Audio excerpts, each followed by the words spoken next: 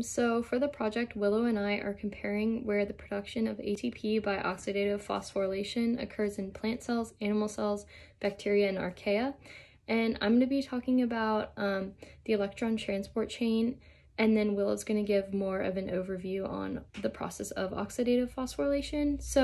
But oxidative phosphorylation does occur in the last step of cellular respiration, and then this happens in the mitochondria. Is where ATP synthesis happens in animal cells. And as you can see, we have the electron transport chain here. And then ATP is actually created by this proton gradient. The H plus flows back down the gradient into the inner mitochondrial membrane, and this triggers a phosphate to be added to ADP to create ATP. And then something very similar happens in the chloroplast during photosynthesis on the stromal side of a thylakoid. As you can see, light shines down, and an H plus drives through the gradient, and a phosphate is added to ADP. So, ATP synthase is key in the production of ATP. It's a process that actually occurs in different places in different organisms. It happens in the mitochondria of animal cells, the chloroplast of plant cells, and the plasma membrane of bacteria and archaea. The electrochemical proton gradient, or EPG, translates proteins into the mitochondrial matrix, which is needed to supply mitochondria with the necessary proteins, as mitochondria does not synthesize them all itself. This transportation process obtains energy by the electrochemical proton gradient and ATP hydrolysis.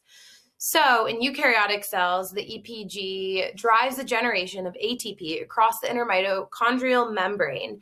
And then in bacterial cells, the proton gradient is across the plasma membrane and serves as direct usable energy. And an example of direct usable energy would be the rapid rotation of bacteria flagellum, which is used for movement.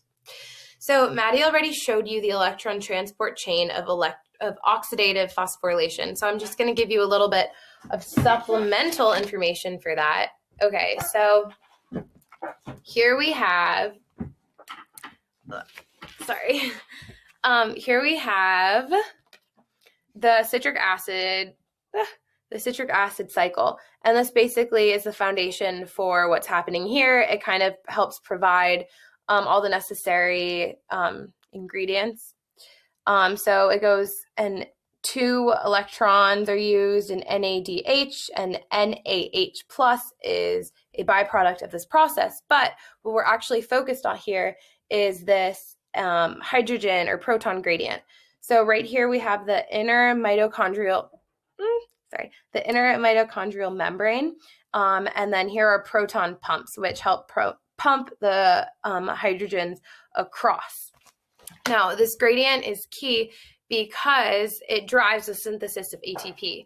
And the same mitochondrial membrane that we were looking at, inner mitochondrial membrane, converts the energy contained in the high energy electrons of NADH and FADH2 into the phosphate bonds of the ATP molecules. And another thing to note on this graph, is the products, which are CO2 and H2O, are also the same products, of cellular respiration. And the last thing I want to do is just reiterate that oxidative phosphorylation involves the consumption of oxygen and an addition of a phosphate group to ADP to form ATP.